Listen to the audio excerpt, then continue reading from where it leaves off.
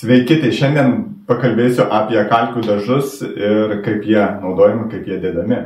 Beisti gruntu reikia nusigruntuojant pirmiausia sieną. Gruntuojam su voleliu, kas vėlgi yra svarbu. Principe galima ir ant baltos dėti, bet dedant ant baltos spalvos, vienas sluoksnis padengs ne taip gerai ir spalva norima bus šviesesnė. Kaip matote, grunto beisti dengiamumas yra taip pat labai geras. Tamsią spalvą padengia ant baltos spalvos, kaip matot, po vieno sluoksnio dideliai. Tai viskas, nusidažym pirmą sluoksnį, pasidengiam gražiai vienalytę spalvą. Dabar laukiam kokias 6 valandas, kad galima būtų dėti pirmą sluoksnį kalkių dažų. Antras etapas, turime gražią lygią nugruntuotą sieną, matot, kaip gražiai nuo vieno sluoksnio pasidengė, spalva pasidarė ir galime dėti kalkių dažus. Kalkių dažam dėti galim naudoti tokį teptuką arba tokį šepetį. Turim kalkių dažus. Kaip matot, kalkių dažai yra tokie tiršti. Su jais neišeis nieko padengti, todėl būtina į juos įsipilti vandens. Praktiškai kokie 30% to kiekio gerai išsimaišom. Žodžiu, turim pasidaryti konsistenciją kaip įprastų dažų.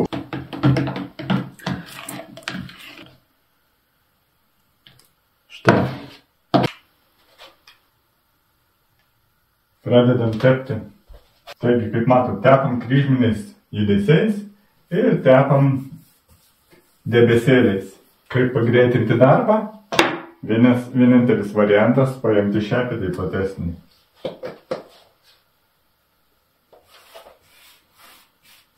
Iš karto gaunam užtepti didesnį plotą. Džiūsta šitas produktas apie 6 valandas iki sekančios sluoksnio dėjimo. Tačiau principe, jeigu jūs tenkina vienas sluoksnis, jeigu tenkina rezultatas, tai ką matote, galima apsiriboti ir tuo vienu sluoksniu.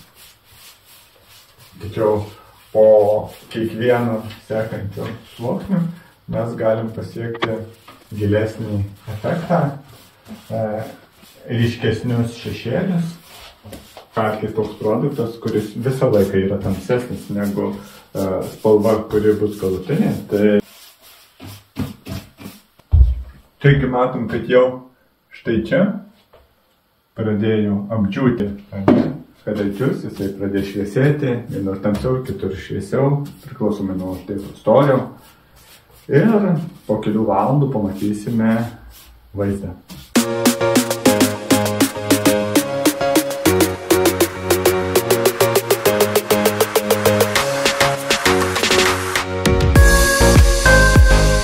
Tai turim vieną sluoksnį uždėtą, štai kaip nuostabiai atrodo kalkių dažai.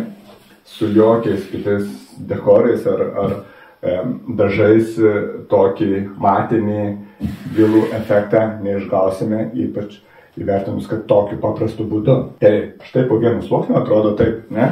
Dabar dėsime antrą sluoksnį.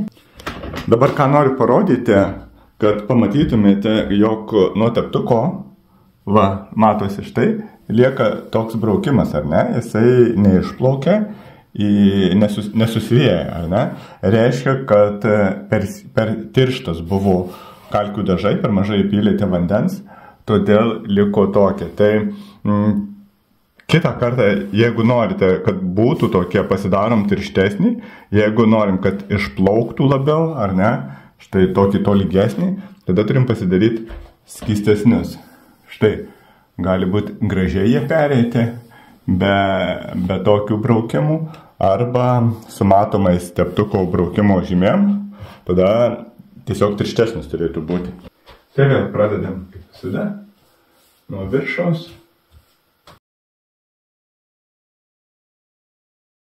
Kitas variantas, kaip išgauti šešėlius, tai tepti pirmą ir antrą sluoksnį šiek tiek vienu tonu skirtingų atspalvių.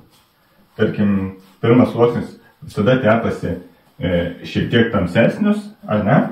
O antrą sluoksnį galim uždėti šiek tiek šviesesnį. Šitą gabalą paliekam, pasižiūrėsim, kaip skirsis vienas sluoksnis ir 2 sluoksniai. Taigi dabar padengsim trečią sluoksnį, nuo čia kita pusės likusios lentos. ir pasižiūrėsim, ar kiek keisis spalva. Viską susitipim trečią dalį, vienas sluoksnis, 2 sluoksniai ir čia bus 3 sluoksniai. Kadangi buvo dėtas pirmas sluoksnis pas mus pagrindas panašios spalvos, todėl tas bendrai atspalvis nėra kad labai skirtus, tiesiog šitą liniją matosi, bet atmetus šitą liniją, tas nuo to nėra labai didelio skirtumo, pasižiūrėsim, kaip atrodys trečias mūsų uždėtas. Taigi štai turim taip atrodančius kalkių dažus, efektas toks debesėliai, šešėliai, jeigu teisingai, tvarkingai dėsime dalimis, ne kažkokiam juostomis, viskas gausis labai gerai. Čia, kadangi buvo juostos, todėl jos taip ir matosi.